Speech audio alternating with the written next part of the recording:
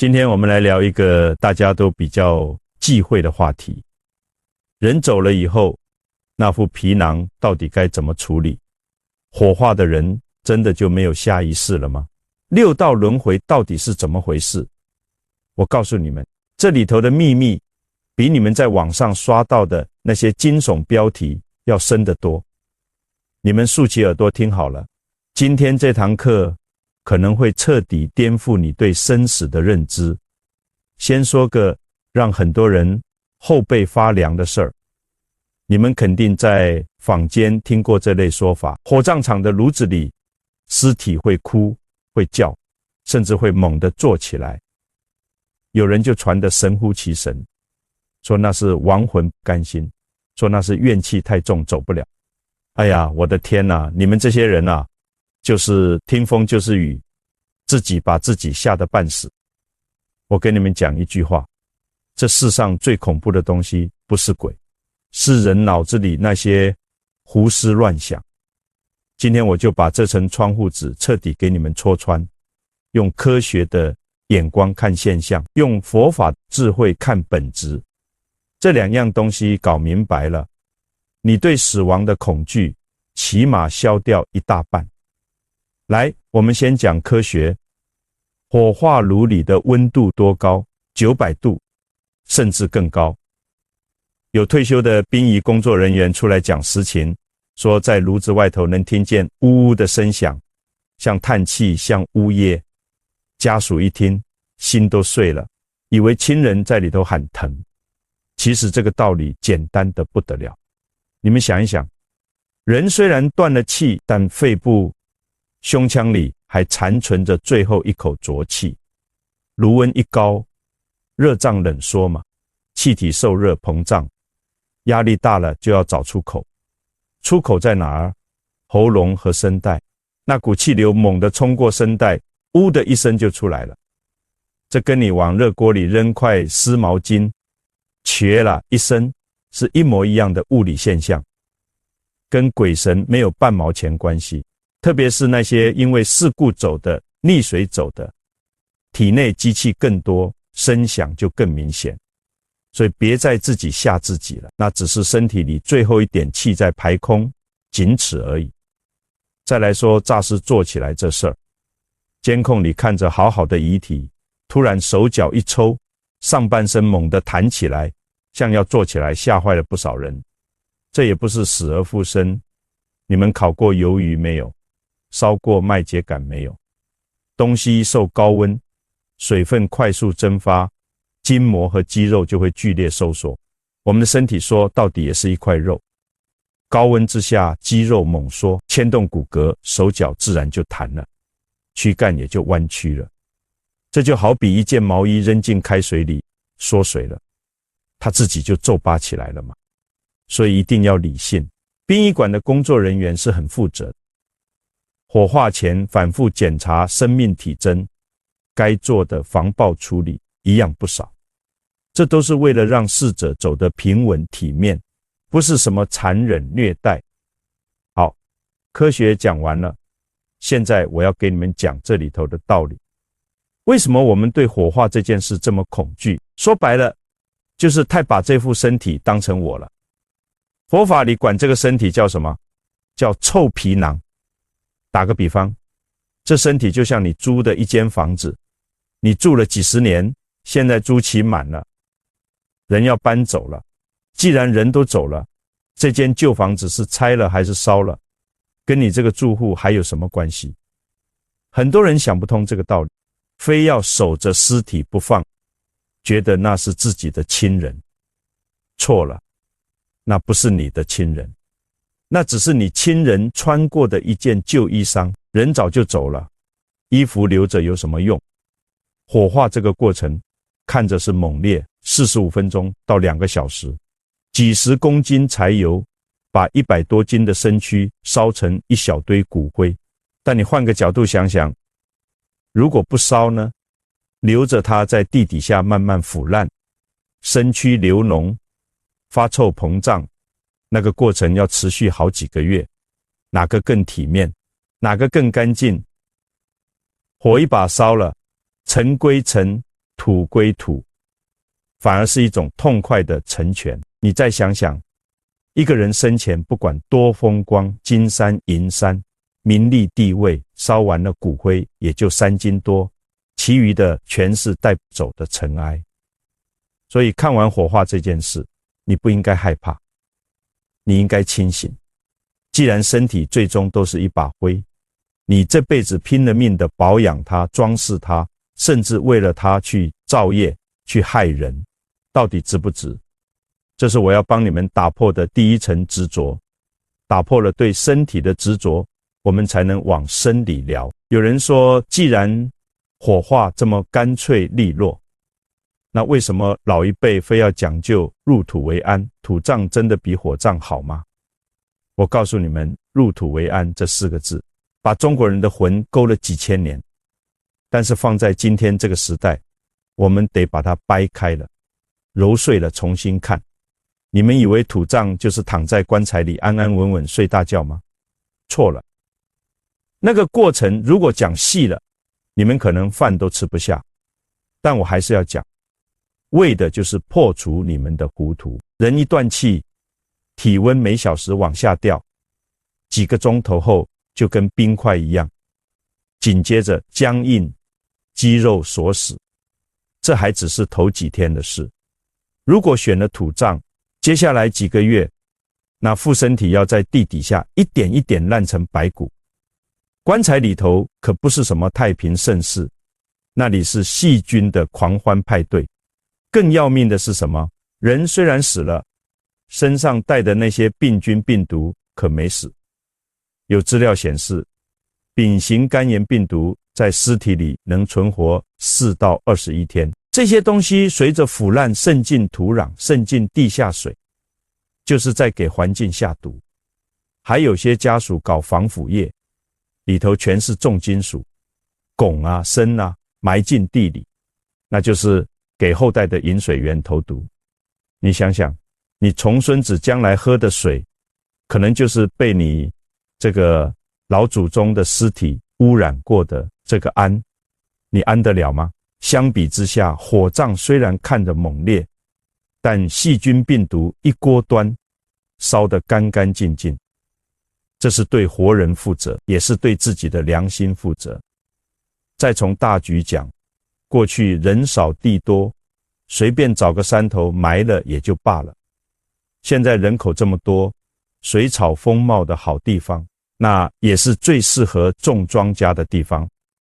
大家都去占地搞土葬，活人的粮食从哪来？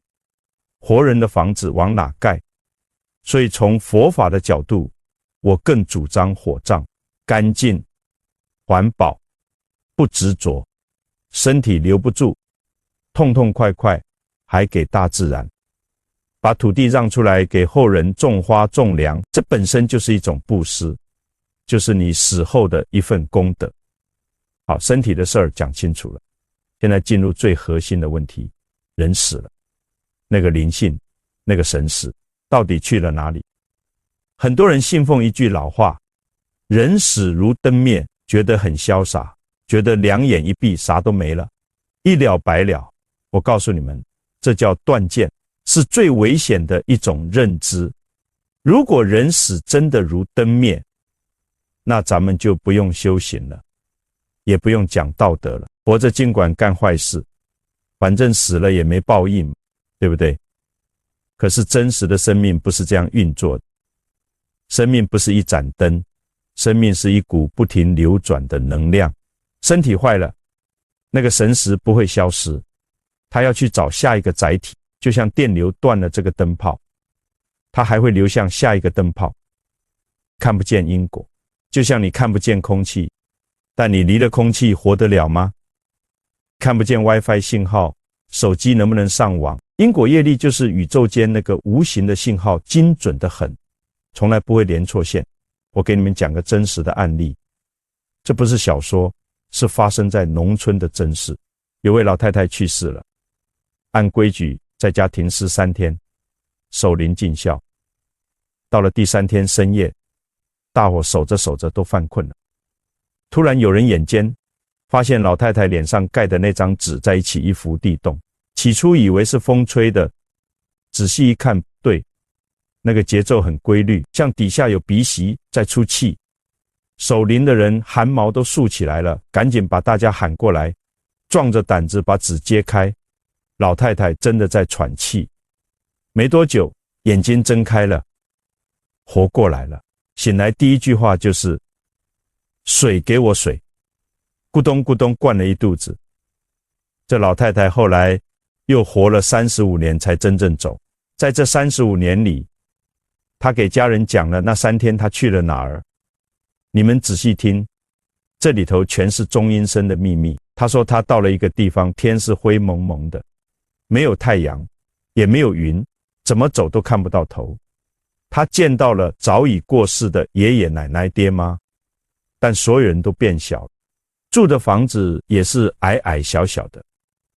她的2条腿不听使唤，不由自主地往前走，想停停不下来，也不知道要去哪。路上有人看她，但没人搭理她。她渴得要命，跟人要水喝，没人给，连那些亲人都面无表情地看着她，一句话不说。最后实在渴得受不了，一个机灵就醒过来了。你们可能觉得这只是一场噩梦，不对，用佛法来解释，条条对得上号。第一，为什么不由自主地走？这就是业力之风。人死后没了身体，那个神识就像一片落叶，被你生前的习气和业力裹挟着走，你想停都停不住。你这辈子是忙忙碌碌的劳碌命，死后那个神识也是慌慌张张到处飘。第二，为什么渴？佛经里讲，中阴身如果贪念重、执着深，很容易堕到恶鬼道的边缘。恶鬼道最大的特征就是渴，喉咙细如针，肚子大如鼓，永远喝不到水。老太太拼命要水喝，说明她那一刻的心境正处在贪恋和匮乏的频率上。第三，为什么人变小了？天是灰的，心量决定境界。阴间没有太阳，因为太阳是阳气的象征。活着的时候心胸狭窄，斤斤计较，死后看到的世界就是又窄又小又灰暗。所以我常劝你们，做人心量要大，不光是为了活着舒坦，也是为了你将来那个世界能宽敞明亮一点。这个故事告诉我们一个铁般的事实，生命没有结束，只是换了一种形态在继续。佛法讲6道轮回，不是为了吓唬谁，经典里说得清清楚楚，有情轮回6道生，有如车轮无始终，生命就像一个车轮子，转了一圈又一圈。你这辈子是上辈子的果，你下辈子是这辈子的果。那个老太太为什么能回来？说明她阳寿未尽，那边的手续没办完，给退回来了。但绝大多数人，这一去就不再回头了。去了哪里？全看你这辈子做了什么，想了什么，最后那一刻心里念着什么。那股业力就像磁铁，精准地把你吸到对应的道理去。既然提到了审判，我就给你们讲一个更加震撼的公案。这个故事会让你们明白，为什么穿袈裟的讲经法师反而下了地狱，而那个默默无闻只会念经的笨和尚却升了天。你们平时去庙里烧香，看见那些法师威风凛凛地坐在台上讲法，是不是觉得他们肯定没问题，死后肯定去好地方了？我送你们一句古话，地狱门前僧道多，这话不是我编的，是血淋淋的教训。穿了那身衣服，不代表心就干净了。有时候懂得越多，名气越大，反而越危险。为什么？因为傲慢，因为贪念。这是北魏孝明帝时期的庄公案。洛阳有个崇祯寺，里头有个叫慧宁的和尚，好端端的人突然暴毙了，死了7天，大家都准备下葬，他又活过来，醒来一身冷汗，说自己被阎王抓去旁听了一场审判，原来是抓错人了。但阎王特意让他把看到的带回阳间，警示世人。他看见了什么？看见阎王连续审了5个和尚，这5个人的结局跟他们生前的名气地位完全是反着来的。先上来2个没什么名气的小和尚，一个叫道品，一个叫智胜。道品这辈子没别的本事，就是能一字不差地背诵40卷大般涅盘经。智胜一辈子坚持打坐修禅，不爱出去应酬，就是老老实实用功。阎王一翻生死簿，点点头说：好，你们修的是真功夫，大手一挥，判他们升天人道。道品去光阴天，智胜去兜率天。鬼卒领着他们走了，一个进了发白光的门，一个进了发金光的门，那是光明大。你们看，道理很简单，修行不是演戏，不是给人看，心诚不诚，功夫到不到位，骗得了人，骗不了天。这2人虽然笨拙，但胜在一个真字。接下来上场的可就吓人了，一个叫谭魔醉的和尚被带上来。这人在阳间是个响当当的网红法师，擅长讲经，什么涅盘经、华严经，张口就来，讲得头头是道。每次开坛讲法，信众成百上千，把他捧上了天。他以为阎王肯定给他 VIP 待遇，结果阎王冷笑一声，指着他鼻子说：你呀，经是讲得漂亮，但那是为了显摆。你心里想的全是你们谁都不如我，傲气冲天，这叫修行吗？这叫做秀。阎王让他当场坐禅诵经，他哆哆嗦嗦说自己只会讲，不会修，实操一窍不通。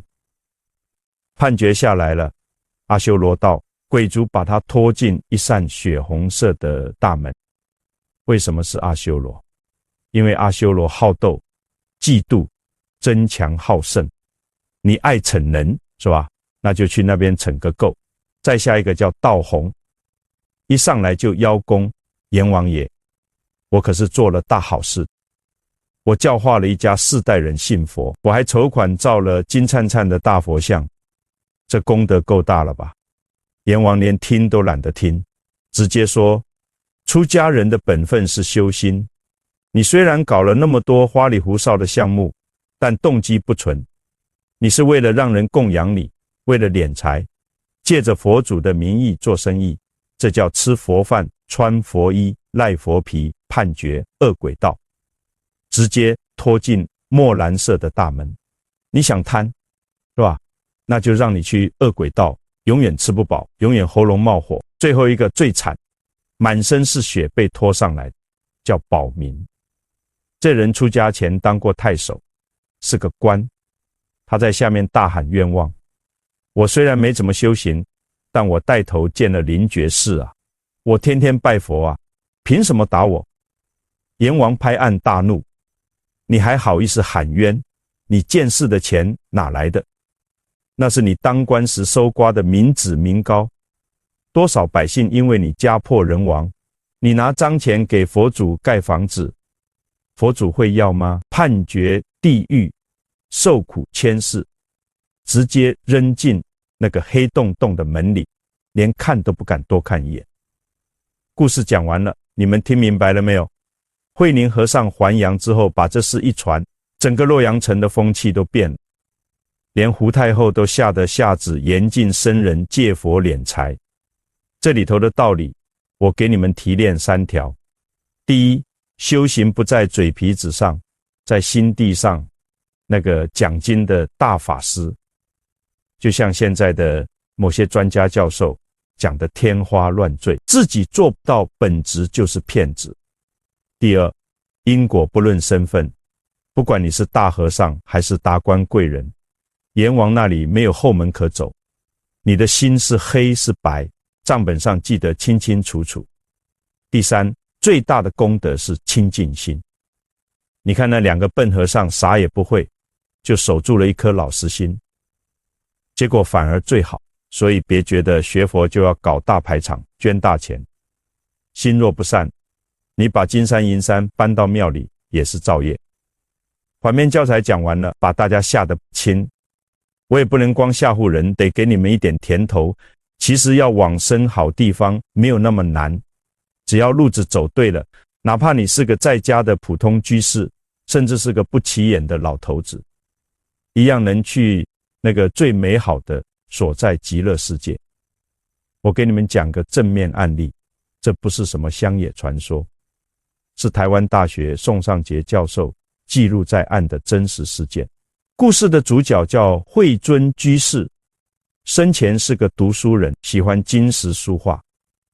50岁以后看透了世态炎凉，觉得要救世道人心，还得靠佛法。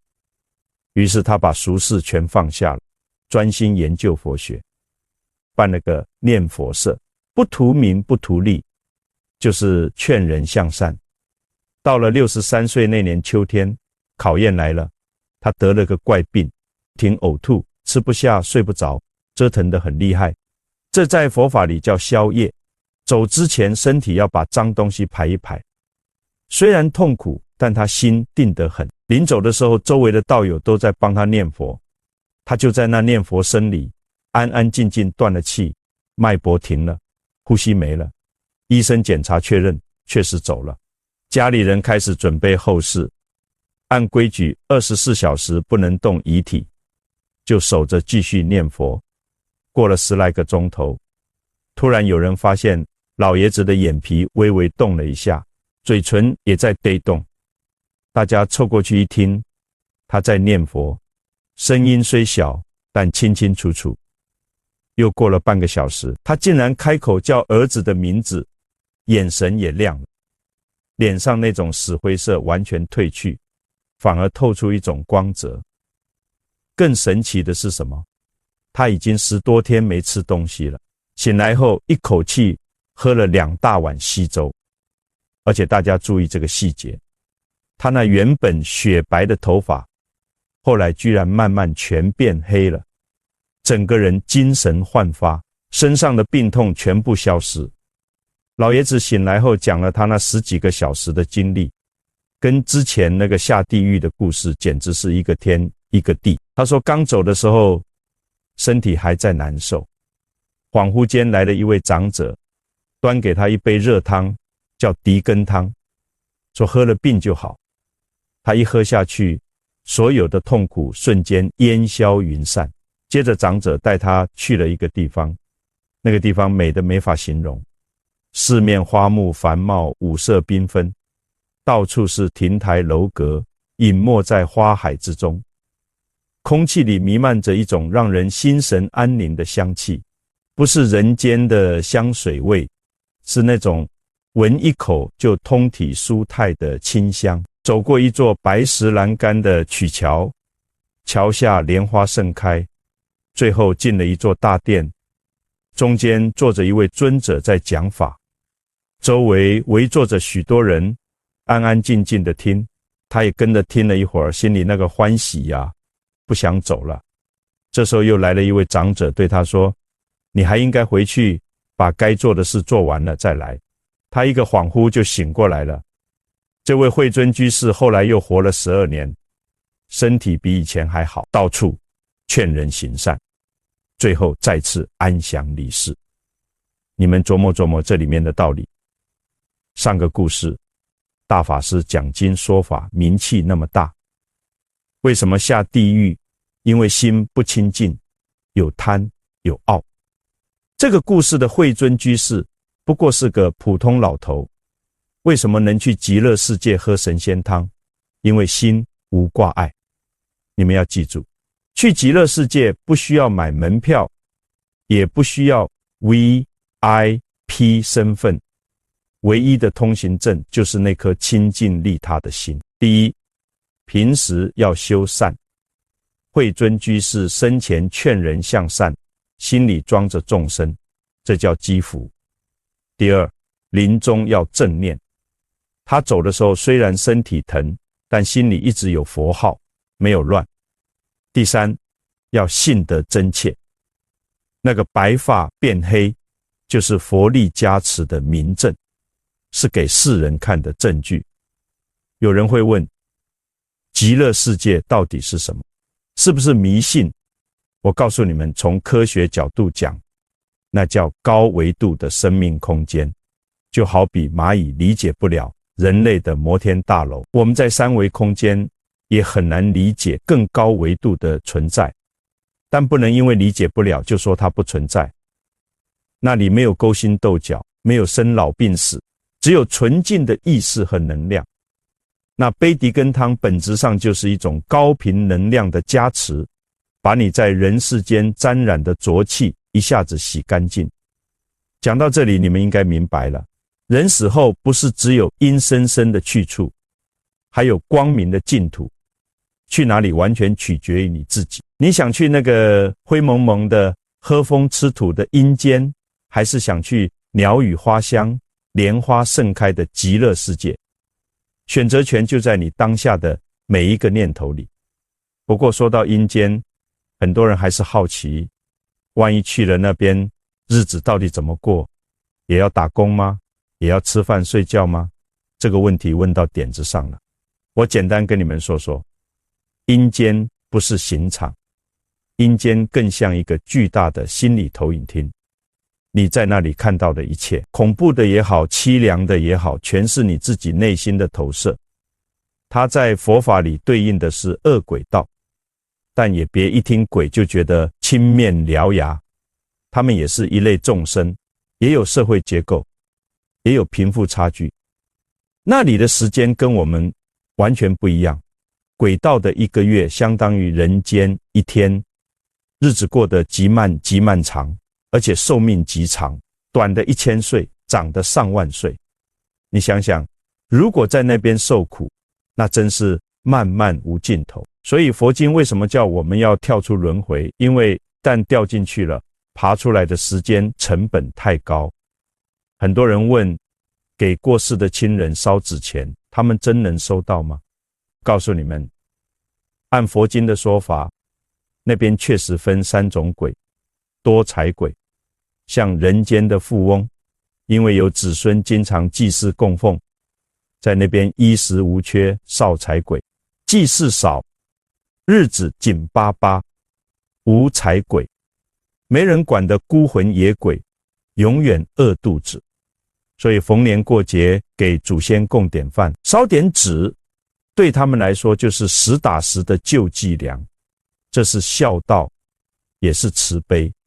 他们吃东西的方式跟我们不一样，他们吃的是气，是味道，闻一闻那个香气，精华就被吸走了。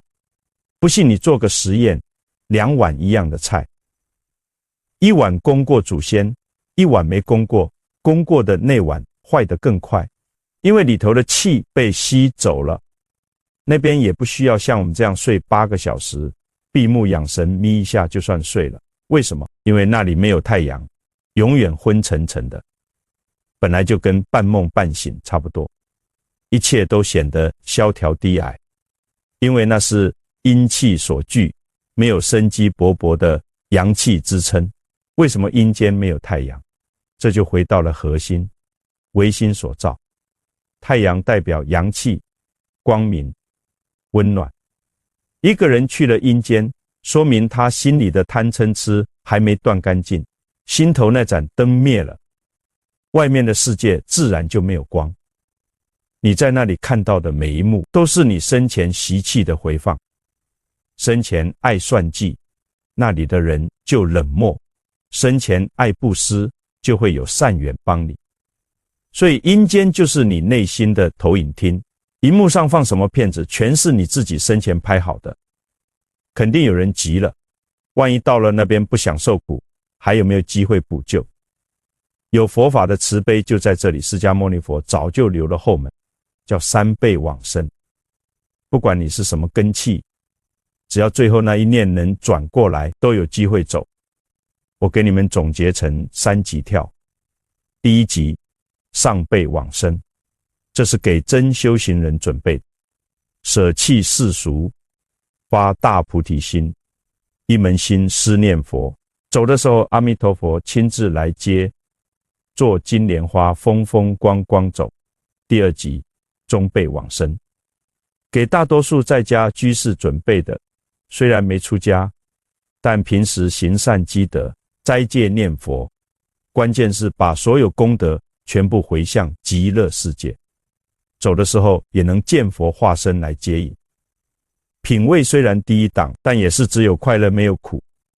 第三集下辈往生，这个最关键是给那些平时没怎么修，临到头才醒悟的人准备的。你不需要多高深的学问，只要发心要去极乐世界，哪怕临终时只念10声阿弥陀佛，心里真信不疑，就会像做梦一样被佛接走。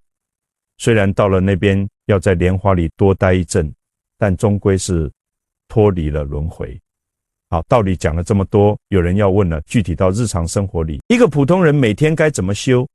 是不是非得天天打坐敲木鱼才行？当然不是。真正的修行就在你吃饭、睡觉、上班、待人接物的每一个念头之间。我给你们一套保姆级的实操方法。第一招，看念头。你们的心现在像猴子一样上蹿下跳，一会儿想吃火锅，一会儿想骂那个讨厌的同事，一会儿又在担心明天的房贷，这叫散乱。每天抽10分钟，把手机关了，就坐在那里，不是真发呆，是看着自己在想什么，冒出一个念头。比如刚才那人骂我真气人，你就看着他，对自己说，我在生气，不要跟着他跑，不要去想怎么骂回去。就像看天上的云，看着它飘来，看着它飘走，这就叫觉知。你能看到自己在生气，气就消了一半；你能看到自己在起贪心，贪就少了一半。这就是不怕念起，就怕觉迟。第二招，念佛要走心。很多人念了一辈子佛号，喉咙都念破了，最后还是去了阴间。为什么？因为嘴念心不念，喊破喉咙也枉然。你看念这个字，上面一个金，下面一个心，意思就是今心当下这颗心。别贪多，不要规定自己一天必须念10000遍，那是赶任务，心里全是急躁念的时候。耳朵要听自己嘴里发出的声音，把注意力完全集中在佛号的震动上。当你心里烦得要命，想发火的时候，立刻停下来，在心里默念3声佛号，用这句佛号把那个妄念打断。一句佛号就是你心灵的吸尘器，灰尘吸干净了，心自然就清净了。第三招，洗碗扫地都是道场。很多人觉得做家务是苦差事，是浪费生命。错了，那恰恰是最好的禅修。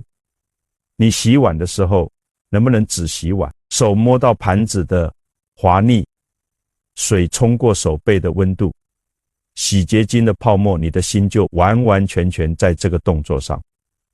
不要去想我老公怎么不干活，不要去想孩子作业还没写，这叫借势练心。把洗碗当作给佛洗澡，把扫地当作扫除心里的垃圾。一碗洗干净了，心里就亮堂1分。如果你能这样过日子，那吃饭、走路、上班，无时无刻不是修行。这就叫平常心是道。第4招，也是最重要的一招，利他。所有修行修到最后，如果只为了自己成佛，自己上天堂，那是小乘，那是自私。真正的大智慧，最好的风水，浓缩成2个字，就是利他。为什么那个居士能去极乐世界？因为他办念佛社，救度众生。为什么那个当官的和尚下了地狱？因为他搜刮民脂民膏，只有利己。宇宙有条铁律，叫反作用力。你发出去的每一个善念，最后都会弹回到你自己身上。你帮别人省了1分钱，老天给你存1分福；你帮别人解了一个心结，老天给你消1分业。所以利他本质上就是最高级的利己。好了，今天啰嗦了这么多，我知道你们可能听完就忘。来，我最后给你们画个重点，这几条死死记住。